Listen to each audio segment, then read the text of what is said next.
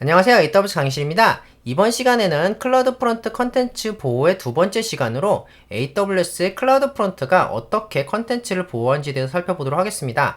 일단 첫 번째 포커스는 우리가 클라우드 프론트를 거치지 않은 채 직접 오리진에 접속하는 것을 막는 것을 한번 알아볼 텐데요. 무슨 말이냐? 뭐 여러 가지 이유로 오리진이 있을 텐데 우리가 서비스를 제공을 할 때 클라우드 프론트를 거치지 않고는 직접 오리진과 소통할 수 없게끔 만들고 싶을 때가 많이 있어요. 대표적으로 뭐 여러 가지 이유로 캐시 폴리시라든지 이런 것들을 거쳐서 꼭 캐싱을 사용하게 만든다든지 혹은 여러 가지 보안적인 이유로 뭐 특정 헤더를 허용한다든지 안 한다든지 이런 설정들을 우회하는 걸 막고 싶기 때문입니다.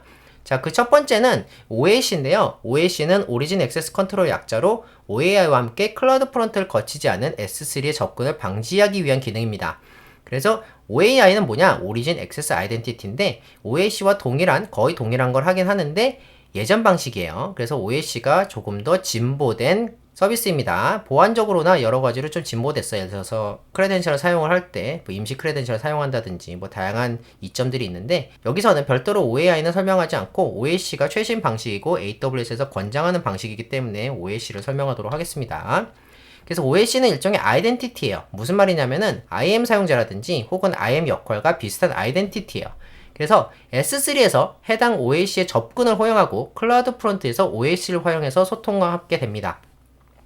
그러면은 이 S3에서는 이 OAC 이외의 접근들을 모두 차단하게 되는데 이렇게 하면 뭐가 좋죠? 네. OAC 이외의 모든 접근들을 차단하기 때문에 결과적으로 OAC를 사용하는 클라우드 프론트 이외 접근을 모두 차단할 수가 있겠죠. 이런 식으로 동작을 하고요.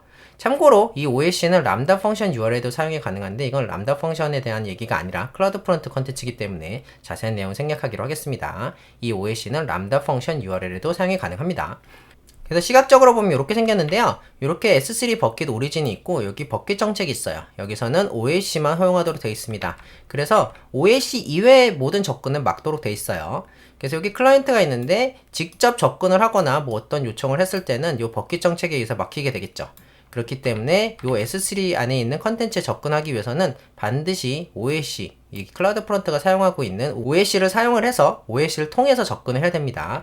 그래서 결과적으로 이 클라이언트는 이 클라우드 프론트를 통해서만 이 S3 안에 있는 컨텐츠에 접근을 할 수가 있습니다. 그래서 다시 한번 말씀드리면은 이 클라이언트가 혹은 다른 주체가 이 S3에 직접 접속할 수 없고 접근할 수 없고 바로 클라우드 프론트를 통해서만 이렇게 접근할 수 있도록 막는 강제하는 효과가 있습니다. 이게 OAC예요. 그리고 오리진 액세스 컨트롤이 세 가지 사인하는 방법이 있는데 이게 무슨 말이냐? 클라우드 프론트, 정확히는 OAC가 S3에 소통하기 위해서는 요청에 어소리제이션 헤더를 통해서 시그니처를 전달해야 됩니다. 얘가 OAC인지 아닌지를 어소리제이션 헤더를 통해서 S3가 판단을 하는데 이것을 어떻게 처리할지를 세 가지 정도로 나눌 수가 있어요. 첫 번째는 사인 리퀘스트인데요. 이 클라우드 프론트 IAM 프린시펄이 S3에 요청할 때 정확히는 OAC가 시그니처로 사인을 하는 겁니다. 이건 일반적인 방법이고요. 어소리제이션 헤더를 만든다는 얘기예요. 그래서 요청에다가 자격증명을 활용해서 필요한 정보로 어소리제이션 헤더를 구성을 하고 그것을 S3에서 해당 내용을 검증해서 자격이 있는지 없는지 확인한 다음에 있으면 뭐 요청을 처리하고 없으면 거부하겠죠. 자, 그래서 이 경우에는 여러분 어소리제이션 헤더를 클라이언트에서 전달한다 하더라도 요것은 그냥 무시하고 자기 걸로 덮어 써버립니다. 그래서 요거는 클라이언트가 사인한 어소리제이션 헤더가 있으면 덮어 씌워버립니다. 그래서 만약에 클라이언트가 이제 S3에 접근할 권한이 있어요. 그래서 어소리제이션 헤더를 만들었는데 그걸 던졌는데 요 모드라면은 OAC가 그거는 무시해버리고 자기 걸로 덮어 써버립니다. 요게 마음에 안 든다. 그러면은 do not override authorization header 모드를 사용하시면 되는데 이건 뭐냐면은 클라이언트 헤더에 authorization 헤더가 있으면은 사용하고 없으면은 새로 사인을 만들어서 사용을 합니다. 그래서 다시 한번 말씀드리면은 클라이언트가 authorization 헤더를 던졌다. 그러면은 사용을 하고요. 없다면은 자기가 직접 사인하는 거고 마지막은 do not sign request입니다. 이거는 authorization 헤더를 아예 사용하지 않는 거예요. 이거는 무슨 말이냐? OAC를 사용하지 않겠다는 의미와 동일합니다. 그래서 이걸 언제 써먹냐? 네, 클라이언트가 항상 사인을 만들 때, 예를 들어서 클라이언트가 항상 권한이 있어서 이 어소리제이션 헤더 자체를 OAC가 만들 필요가 없을 때, 혹은 컨텐츠가 아예 퍼블릭인 경우, 이럴 경우에 이렇게 do not sign request를 쓰는데, 예를 들면은 여러분께서 이 OAC는 여러 가지 클라우드 프론트 디스트리뷰션이 한꺼번에 공유할 수 있어요. 그래서 이 OAC를 가지고 한 100개 정도의 클라우드 프론트가 사용하고 있는데 어느 날 정책이 바뀌어서 이제부터는 모든 요청은 클라이언트가 사인하겠다. 그러면은 이 OAC를 모두 다 디스트리뷰션 100개를 돌아가면서 다 바꾸는 거 어렵겠죠? 그 대신에 이 OS의 모드를 바꾸는 거예요. 요걸로. 그러면은 요 100개의 OS가 적용된 디스트리뷰션이 한꺼번에 바뀌게 되겠죠? 이럴 때 유용하게 써먹을 수 있는 게 요 disable 모드입니다. 그래서 do not sign request는 disable과 같다. 그래서 아예 OS를 사용하지 않는 것과 동일합니다. 자, 그럼 커스텀 오리진은 어떨까요? 제가 클라우드 프론트는 두 가지 종류의 오리진이 있다 그랬죠? 커스텀 오리진이 있고 그 다음에 S3 오리진이 있고, 그래서 S3 오리진의 컨텐츠 보호는 살펴봤고 이번엔 커스텀 오리진에 대한 컨텐츠 보호를 살펴볼 텐데요. 첫 번째 방법은 커스텀 헤더를 활용하는 거예요. 그래서 클라우드 프론트에서 헤더를 직접 생성한 다음에 오리진에서 해당 헤더가 없으면 거부하는 겁니다. 그래서 클라우드 프론트에서 직접, 여러분 제가 지난 시간에 알아봤었죠? 직접 요청하는 헤더를 추가해서 보낼 수가 있는데 그 기능을 통해서 특정 헤더를 만든 다음에 오리진에서 그 헤더가 있으면 처리를 하고 없으면 아예 무시해버리는 방식으로 클라우드 프론트를 우회해서 아무나 접속할 수 없게 만들 수가 있습니다. 왜냐면은 이제 클라우드 프론트에서 우리만 알고 있는, 클라우드 프론트만 알고 있는 헤더를 만들어서 전달하기 때문에 유저가 아무리 다양한 여러가지 시도를 하더라도 알 수 있는 확률이 희박하겠죠. 그래서 그런 걸로 막을 수가 있고요. 두 번째 방법은 오리진에서 클라우드 프론트 IP를 제외한 모든 트래픽을 아예 차단해버리는 방식이 있어요. 이 방식도 유용합니다. 예를 들어서 클라우드 프론트 IP를 전체를 알 수 있다. 그래서 그걸 가지고 방화벽을 구성한다든지 여러가지 방법을 통해서 트래픽을 차단할 수 있다. 이걸 제외하고는 그런 경우에도 이렇게 막을 수가 있는데요. 첫 번째 방법은 이런 식이에요. 예를 들어서 클라이언트가 이렇게 클라우드 프론트로 접속을 하면은 클라우드 프론트에서 유저 모르게 여기다 헤더에다가 커스텀 헤더 값을 여기다가 적어가지고 이렇게 EC2에 보낸 거예요. 그럼 여기서는 요 헤더가 있으면 요청을 처리하고 없으면 아예 무시하게끔 설정을 해놓으면 되겠죠. 그럼 클라이언트가 이렇게 우회를 해서 이렇게 접속을 한다 하더라도 요 헤더가 없기 때문에 아예 모든 요청이 무시가 될 겁니다. 두 번째 방식은 이런 방식이에요. 이렇게 클라이언트가 있고 클라우드 프론트가 있는데 여기에 보안 그룹을 설정을 했는데 이 보안 그룹에서는 이렇게 클라우드 프론트의 모든 IP 주소만 허용하고 나머지는 모두 다 디나이 되는 보안 그룹입니다. 이 경우에는 이제 클라우드 프론트를 통한 통신은 모두 받아들이겠지만 외부에서 클라우드 프론트를 거치지 않은 모든 통신은 막겠죠? 네, 그런 식으로 우리가 커스텀 오리진을 보호할 수도 있고요. 참고로 AWS 관리형 접두사 목록은 뭐냐면은 AWS에서 직접 관리하는 IP 레인지로 우리가 보안 그룹에다 레퍼런싱을 할 수 있어요. 그래서 우리가 요걸 일일이 찾아다가 다 넣는 게 아니라 그냥 한 줄만 넣으면은 이 보안 그룹에서는 이건 클라우드 프론트 서비스 IP구나 해서 허용해야지 혹은 차단해야지 이런 식으로 여러분께서 넣을 수가 있습니다. 자세한 내용은 제 보안그룹 강의를 한번 살펴보시길 바랍니다. 자, 보안그룹에 대해서 총 정리를 해놓을 때 이 관리형 접대사 목록에 대해서 설명을 드렸어요.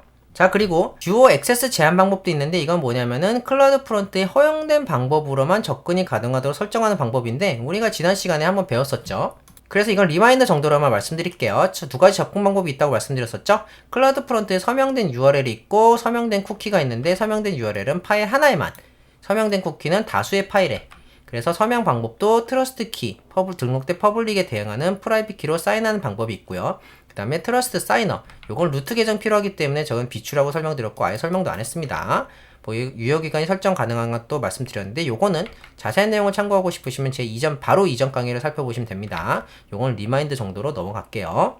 자, 또 한 가지 지오 리스트릭션이라고 지리적 배포 제한이 있는데 이건 뭐냐면은 예를 들어서 제가 우리나라에서만 서비스를 출시를 했고 해외 트래픽은 막고 싶다. 혹은 그 반대로 제가 특정 지역의 나라에서만 트래픽을 허용하고 싶다. 그래서 예를 들어서 특정 지역에만 출시를 했기 때문에 다른 지역의 다른 나라의 서비스는 막고 싶다. 이런 시나리오에서 유용합니다.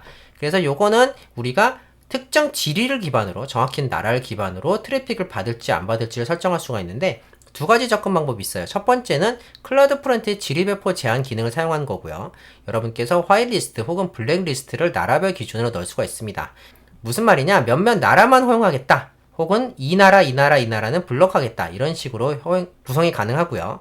모든 배포에 제한사항이 포함되기 때문에 무슨 말이냐? 일부만 제한 걸기 불가능합니다. 그래서 일부 파일은 내가 이렇게 허용해놔든지 제한을 걸 거고 나머지는 모두한테 풀겠다. 이렇게는 불가능합니다. 이렇게 하시고 싶으시면은 디스트리뷰션을 2개 만드셔야 돼요.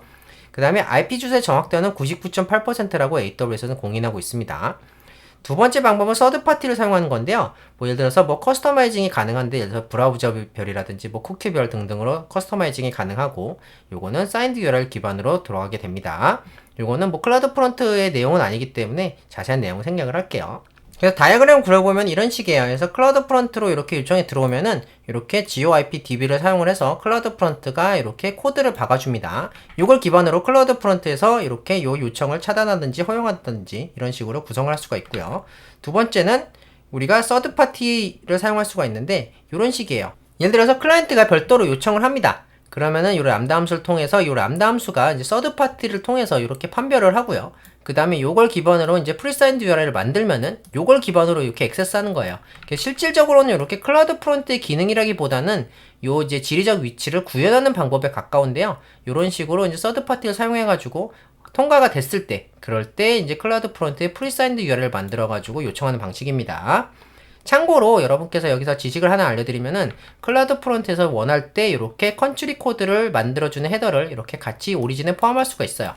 그래서 여러분이 원하신다면은 이렇게 EC2 단위에서 컨트리 코드를 기반으로 막을 수도 있습니다. 이것도 하나의 방법이에요.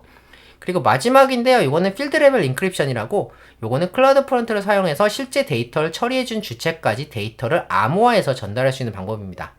그래서 HTTPS 통신과는 별도의 개념이고요. 엣지 로케이션에서 받은 데이터 중 특정 데이터를 주어진 퍼블릭 키로 암호화합니다. 그래서 이후 데이터를 처리한 측에서 프라이빗 키로 복호화해서 사용하는 건데요. 이건 무슨 말이냐? 그래서 예를 들어서 여러분께서 뭔가 요청을 클라우드 프론트로 보냈는데 이 중에는 굉장히 센시티브한 되게 중요한 데이터가 있다고 가정을 해볼게요. 그래서 요 전 과정에 노출이 되면 안 돼요. 요 RDS까지 들어가기 직전까지는 이렇게 노출이 되면 안 됩니다. 이 경우에는 어떻게 하면 되느냐? 이렇게 필드 레벨 인크리션을 허용을 하시고 요 시크릿에 대해서 암호화를 하겠다. 그럼 이렇게 클라우드 프론트에서 이렇게 다시 이제 뒤에 있는 오리지널 요청을 할 때 이렇게 공개 키를 사용해서 요 내가 지정한 필드가 이렇게 암호화가 됩니다. 그러면은 요거는 계속 이렇게 유지가 되는 거예요. 요대로 계속 그대로 흘러 들어가가지고 RDS까지 뭐 예를 들어서 요 EC2가 처리를 해서 RDS까지 들어갔다고 가정했을 때 여기까지 레코드까지 그대로 암호화돼서 전달이 됩니다. 요것을 필요할 때 뭐 사용 주체가 얘가 뭐 디크립트를 할 수도 있고 RDS에서 꺼내 써서 누군가 사용자가 이제 필요할 때 요걸 기반으로 디크립트 시켜가지고 이렇게 컨텐츠를 받아볼 수도 있고요. 이건 사용 사례인데요. 어쨌든 중요한 건 뭐냐? 클라우드 프론트에서 오리진에 요청을 할 때 요게 암호화된다. 어떤 걸로? 내가 제공한 공개 키로. 그래서 이걸 사용을 하면은 요 클라우드 프론트에서 오리진 혹은 이 이후의 로직에도 이렇게 암호화된 필드를 유지할 수가 있고 필요시 내가 복호해서 쓰는 겁니다. 나라고 했을 때 뭐 EC2가 될 수도 있고 직접 내가 될 수 있겠죠. 여러 가지 시나리오가 있을 텐데 어쨌든 이런 식으로 사용하는 게 필드 레벨 인크립션입니다. 자, 그럼 강의 자료는 여러분께서 AWS 강의실 우등생 멤버십이 되면은 이 PDF랑 소스코드, 오늘 실습한 소스코드를 같이 드리고 저희 카카오톡 오픈 채팅방에 오시면은 제가 오늘 실습한 소스코드만 별도로 공유드립니다. 링크는 제가 밑에 자세히 넣어놓을게요. 익명 기반이기 때문에 관심 있으시면 한번 방문해 주셔도 좋을 것 같습니다. 자, 그러면은 지금까지 AWS 강의실이었습니다. 감사합니다.